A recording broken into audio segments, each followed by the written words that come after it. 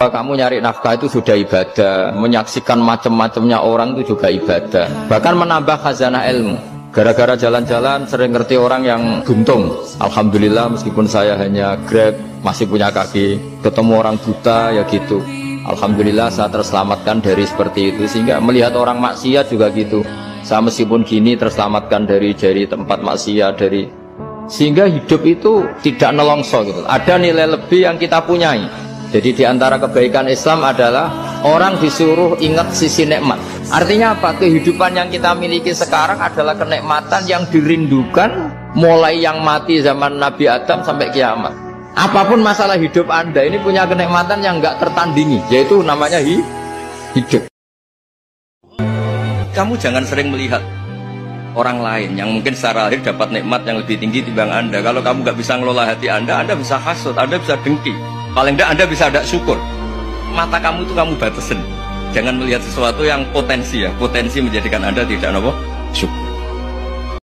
Orang yang sibuk ingat Allah, baik dengan Quran maupun yang lain, pokoknya sibuk ingat Allah, sampai dia itu lupa meminta, itu akan saya kasih di atas permintaan orang-orang yang minta.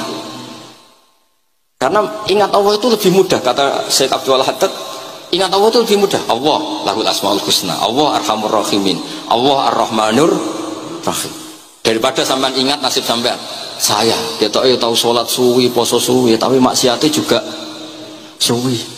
Kalau mencintai Allah itu dengan mencintai manusia itu beda, aturannya juga beda. Kata para ulama, kalau Allah itu suka kalau dimintai. Tapi kalau kamu mencintai seseorang, kamu sering minta, wah itu istaqabbalallahu minna. Jadi Allah itu suka apa? Allahu yaghdabu in tarakta su'alahu wa banu adama yaghdab.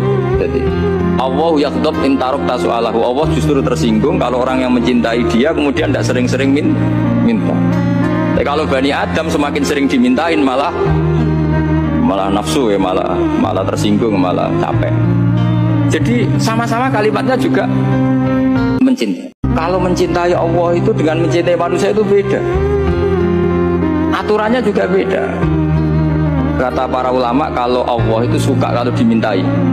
Tapi kalau kamu mencintai seseorang, kamu sering minta, wah itu istaqabbalallahu minna. Jadi Allah itu suka apa? Allahu yaghdabu in tarakta su'alahu wa banu adama yaghdab. Jadi Allahu yaghdab in tarakta su'alahu. Allah justru tersinggung kalau orang yang mencintai dia kemudian tidak sering-sering minta. Tapi kalau Bani Adam semakin sering dimintain malah nafsu ya, malah tersinggung, malah capek. Jadi sama-sama kalimatnya juga mencintai. Allah itu akan menindak apa yang kamu perbuat oleh hati kamu. Bima kasabat qulubukum. Sekarang begini, kamu melihat orang koruptor misalnya, punya uang miliaran, terus kamu kagum, wah enak jadi koruptor, uangnya banyak, bisa apa saja kesampaian. Kata itu adalah menjadi maksiatul qalb, hati kamu maksiat. Karena kenikmatan cara Allah ya taat, mestinya iku iri. Wih, wong kok senenge pangeran ngono, seneng sujud, seneng tahajud, wong kok senenge ibadah. Nah, cara pandang Anda yang salah ini nanti juga dihisab karena kamu mensifati sesuatu yang dibenci Allah. Korupsi itu dibenci Allah, kamu sifati enak. Maksiat dibenci Allah, kamu sifati enak. Kalau kamu orang yang baik, itu sifati enak ya taat. Disebut walakinna wa habbaba ilaikumul iman wa zayyanahu fi qulubikum. Orang baik itu orang yang cara pandang ya baik. Orang yang punya akal itu adalah orang yang bisa menikmati sesuatu yang baik. Misalnya gini, contoh gampang gini. Kamu punya anak pertama atau punya anak yang masih kecil. Itu gendong tuh senangnya bukan main. Melihat anak sehat tuh senangnya bukan main. Mungkin saat itu banyak orang yang sedang maksiat dengan perempuan nakal atau dengan teman-teman nakalnya yang nganggap seperti itu tidak nikmat. Tapi andikan ini ditimbang ya ditimbang. Yang maksiat betulan misalnya paling ukuran bahagianya itu 70%. Tapi yang ini yang nimang anak baru lahir atau masih kecil, corong Jawa ngeloni anak, bisa saja bahagianya itu sampai 100%. Artinya selama ini kesalahan kita adalah nganggap maksiat itu pasti menyenangkan dan taat itu tidak menyenangkan. Makanya saya berkali-kali fatwa, untuk melawan kenikmatan maksiat orang harus terbiasa menikmati taat, menikmati kebaikan. Mungkin nak iman tenan ciri utamane rukuk, ciri utamane sujud. Saiki mboten.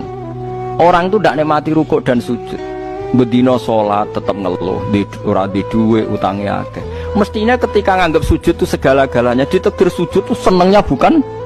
Nabi itu nak nyifati sujud saking senengnya. Hatta takuna sajdatul wahidah khairan minad dunya wa ma fiha. Sehingga satu sujud lebih baik dari dunia dan seisinya. Coba sekarang, nanti kamu di akhirat, identitas kamu yang menjadi sah masuk surga itu hanya sujud kamu. Tapi kita sujud itu biasa wae, seakan-akan ndak nikmat Allah yang luar biasa untuk duit akeh. Kalau orang membawa keris menjadi syirik karena percaya sama makhluk. Orang misalnya kejawen kalau nggak bawa keris nggak nyaman. Orang kota itu kalau nggak bawa ATM juga nggak nyaman. Itu tidak dihukumi syirik. Kamu pergi lupa bawa HP nyaman ndak? Ndak, kenapa ndak dihukumi syirik?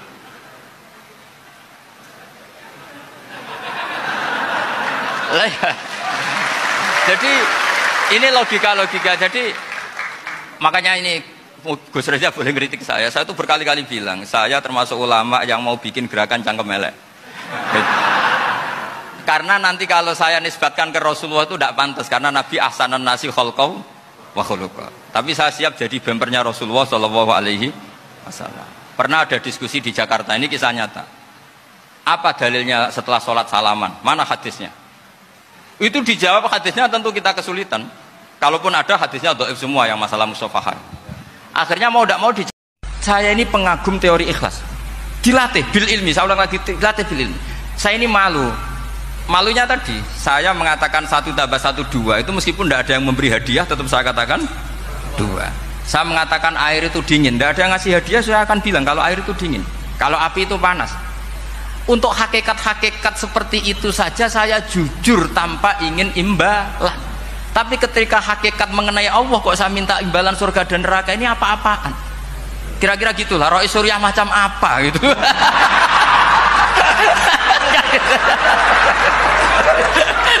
Ya saya kira demikian. Assalamualaikum warahmatullahi wabarakatuh. Waalaikumsalam warahmatullahi wabarakatuh. Biasa supaya lupa guyon sama temannya semalaman sampai subuh. Orang bermalam-malam jagoan sama teman asik itu kan perlawanan terhadap nafsu kita, syahwat kita untuk mungkin nikmati dugem di bar atau di tempat-tempat maksiat. Itu setan di Indonesia tuh kakuati sama Ki Jawa. Orang supaya tidak tertarik maksiat itu Ki Jawa cukup ketemu kancane masak terong guyon, gejol-gejolokan zaman mondok, suwengi lulus sangka maksiat. Termasuk kearifan kita sebagai manusia itu belajar dari takdir yang kita hadapi, yaitu keterbatasan kita sebagai manusia. Kita harus bisa ngelola kegagalan, terima kodok kodar. Makanya kata Mbah Mun, abahnya Gus Hasin itu sering cerita ke saya, iman itu paling dhuwur itu iman kodok kodar, khairihi wa syarrihi minallah. Kita harus punya kesiapan iman khairihi wa syarrihi minallah, bahwa segala kebaikan, segala syar itu sudah digariskan oleh Allah Ta'ala. Kita bisa apa sebagai manusia? Wong nak para pangeran tenan, ape matur hajate matur Allah wa izin. Mergo liktifaihi krana ngalap cukup be arif, ngalap cukup bimasyiati lan kersane Allah. Wong nak para pangeran tenan, lopar lapor donga-donga iku izin. Pangeran ra melok utang lapor utange, pangeran ra melok di hajat lapor napa? Hajat iku izin. Perkarane ngalap cukup be masyiai pangeran. Fakih fala yastahi, fakih famu khali kaya pola yastahi ora izin. Sopo al arif ayyar fa'ah yen tong laporno sopo arif ing hajat ila khali qadihi maring makhluke Allah. Dadi wong sing parek pangeran lapor kebutuhane ning Allah wae izin, apa meneh lapor ning apa makhluk. Jelas. Mungkin nak iman tenan ciri utamane rukuk, ciri utamane saiki mboten. Orang itu ndak nikmati rukuk dan sujud. Bedino sholat tetap ngeluh, ora di duwe utangnya akeh. Mestinya ketika nganggap sujud itu segala-galanya, ditakdir sujud itu senengnya bukan. Nabi itu nak nyifati sujud saking senengnya. Hatta takuna sajdatul wahidah khairan minad dunya wa ma fiha. Sehingga satu sujud lebih baik dari dunia dan seisinya. Coba sekarang, nanti kamu di akhirat, identitas kamu yang menjadi sah masuk surga itu hanya sujud kamu. Tapi kita sujud itu biasa wae, seakan-akan ndak nikmat Allah yang luar biasa untuk duit akeh. Konflik itu dimulai dari tersinggung. Saya ulang lagi, konflik itu dimulai dari tersinggung. Saya punya sekian khazanah tentang ngelola tersinggung. Saya berkali-kali cerita itu. Suatu saat Imam Syafi'i didatangi orang, cium tangan, terus hormat. Setelah itu orangnya menghujat. Dilaporkan sama santrinya, itu orang yang tadi nyium engkau, di luar menghujat engkau, menghina engkau. Imam Syafi'i tertawa-tawa, baguslah saya wibawa, di depan saya agak berani. Enteng saja, dianggap enteng saja. Enggak kok, wah itu khianat, itu munafik, enggak. Alhamdulillah saya wibawa, buktinya di depan saya tidak berani. Diceritain lagi, orang separuh dari kampung ini enggak suka jenengan Imam Syafi'i, karena engkau terlalu ngendikan hak. Baguslah, kalau enggak suka saya berarti enggak ngutang saya. Yang masalah tuh yang suka-suka itu bisik-bisik minta-minta. Jadi dianggap enteng saja.